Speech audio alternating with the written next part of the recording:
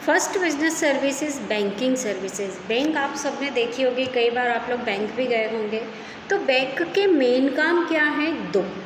Bank के primary दो function है। प्रोवाइड द मनी, बैंक पैसा देती भी है उधार, और डिपॉजिट द मनी, जनता की सेविंग को अपने पास डिपॉजिट करके भी रखती है। हम अपनी अपनी छोटी छोटी सेविंग कलेक्ट करते हैं और उसको बैंक में डिपॉजिट करते रखते हैं ताकि हमको उस पर इंटरेस्ट मिल जाए। और बैंक जितने भी लोगों से डिपॉजिट कलेक्ट करती है वो अपने पास जमा करके नहीं रखती, उसको वो उधारी के रूप में, लोन के रूप में प्रोवाइड कराती है।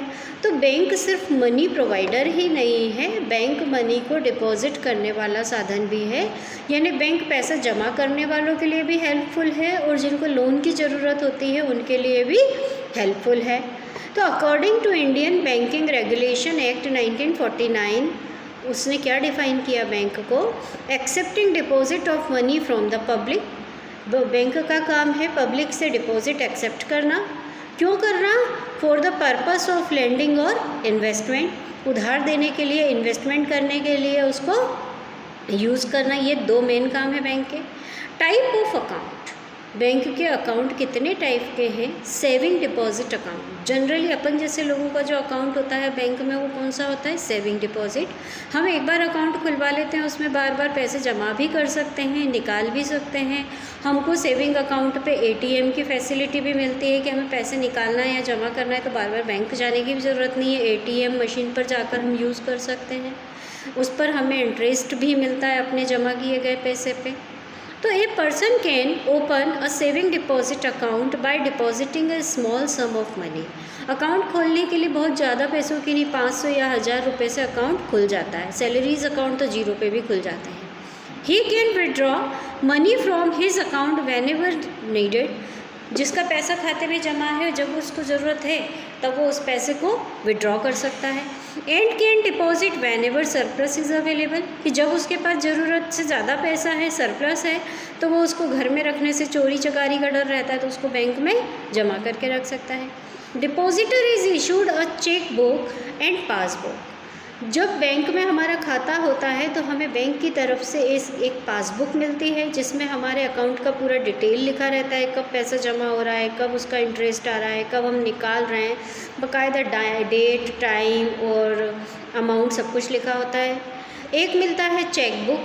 चेक बुक इसलिए यूज़ करते हैं कि जब कभी हमें किसी को कैश देना है, पैसे देना है, तो हम उसको पेमेंट चेक में कर सकते हैं।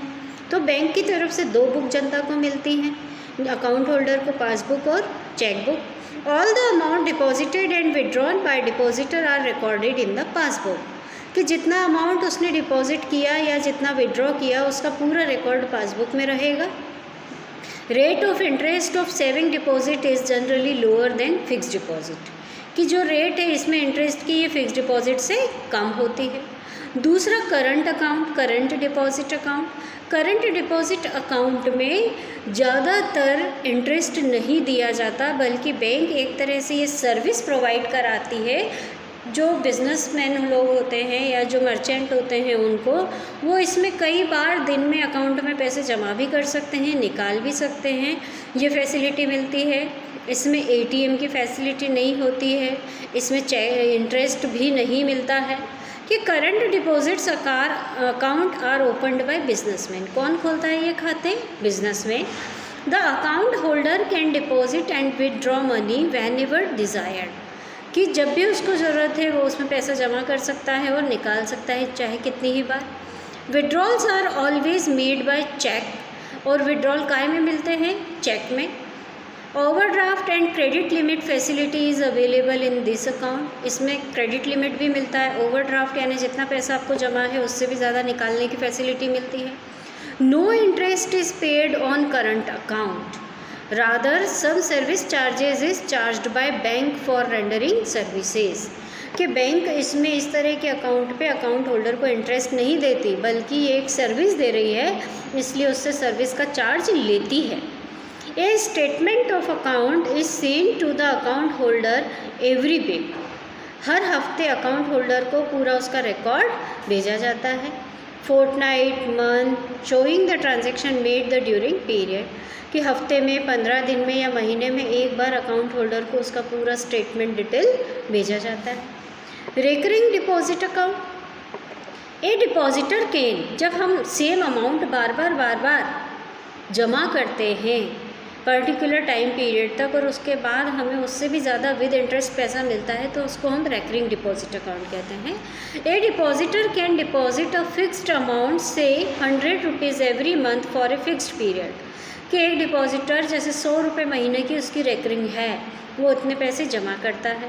The amount together with interest is repaid on maturity, कि जैसे 4 साल 5 साल 3 साल जितने के भी लिए उसने वो पॉलिसी ली है, उतने साल बाद विद इंटरेस्ट वो पैसा उसको वापस मिल जाएगा। The rate of interest on recurring deposit is higher than that on saving account, saving account से ज़्यादा इंटरेस्ट रेट इसमें होती है। Fixed deposit account, a fixed deposit is repayable after the expiry of specified period, fix नाम है, particular time period के लिए आपने पैसा अपना फिक्स कर दिया, उसके पहले आपको पैसा विड्रॉ नहीं कर पाओगे, अगर करोगे तो फिर उस इंटरेस्ट पर नहीं मिलेगा, उसका इंटरेस्ट सेविंग डिपॉजिट अकाउंट की रेट पर मिलेगा। फिक्स डिपॉजिट अकाउंट पर इंटरेस्ट ज़्यादा होता है, पर्टिकुलर टाइम के लिए पैसा फिक्स हो जाता है तो इंटरेस्ट ज़्यादा मिलता है, इसलिए लोग फिक्स करना पसंद करते हैं। और सपोज़ करो कि इसको बीच में ज़रूरत पड़ गई, जैसे 6 महीने के लिए एफडी की है, एफडी मीन्स फिक्स्ड डिपॉजिट किया है, 6 महीने से पहले ही अगर पैसों की ज़रूरत पड़ती है तो हम उस एफडी को बैंक से ब्रेक करवा सकते हैं, लेकिन उस पर इंटरेस्ट की रेट फिर कौन सी अप्लाई होती है, सेविंग अकाउंट वाली। तो ये बैंक के कितने अकाउंट होते हैं, कितने तरह के अकाउंट, ये टाइप हैं। एक है multiple option deposit account, this account offers multiple option to depositors, ये कई ऑप्शन देता है अपने डिपॉजिटर्स को। This account can be combination with saving account and current account, इसमें दोनों का कॉम्बिनेशन है। In this account the depositor can enjoy the liquidity of saving and current account and rate of interest of fixed deposit account. When, इसमें क्या सुविधा है कि बार बार पैसा जमा कर सकते हो, निकाल सकते हो और फिक्स्ड अकाउंट के बराबर इंटरेस्ट भी दे सकते हो। When the amount of deposit exceed a particular limit then automatically the amount gets transfer to into fixed deposit account, कि जैसे आपने ये फैसिलिटी ले रखी है मल्टीपल ऑप्शन की कि 25,000 रुपये की आपकी लिमिट है, 25,000 रुपये तक आपके खाते में पैसा है तो वो कहलाएगा सेविंग अकाउंट। 25,000 रुपये से ऊपर जितना भी पैसा होगा वो ऑटोमेटिकली फिक्स डिपॉजिट में ट्रांसफ़र होता चला जाएगा। तो ये इस तरह की फैसिलिटी होती है। Some important services provide by the banks, bank कौन कौन सी इम्पोर्टेंट सर्विसेज प्रोवाइड कराती है। बैंक ड्राफ्ट, बैंक ड्राफ्ट का मतलब होता है जब किसी अकाउंट होल्डर का जितना पैसा जमा है, अगर बैंक अपने अच्छे कस्टमर को, जिनका रिकॉर्ड अच्छा है, जिनकी गुडविल अच्छी है, उन लोगों को जितना पैसा जमा है उससे भी ज़्यादा पैसा निकालने की सुविधा दे देती है तो उसे कहते हैं ओवरड्राफ्ट। ये मैंने आपको तीसरा पॉइंट समझाया। ओवरड्राफ्ट फैसिलिटी मीन्स जितना पैसा जमा है अगर उससे भी ज़्यादा आप विड्रॉ करते हो तो उस पर बैंक इंटरेस्ट लेती है, बट आपको एक फैसिलिटी है कि आपको ज़रूरत पड़ने पर ज़्यादा पैसा मिल जाएगा, ये ओवरड्राफ्ट कहलाता है। और bank draft, this is a check drawn by one bank against fund deposited into its account and another bank. ये एक चेक है बैंक ड्राफ्ट, एक बैंक से दूसरे बैंक को पेमेंट ट्रांसफ़र करने का। Authorising the second bank to make payment to the individual whose name is written on the draft.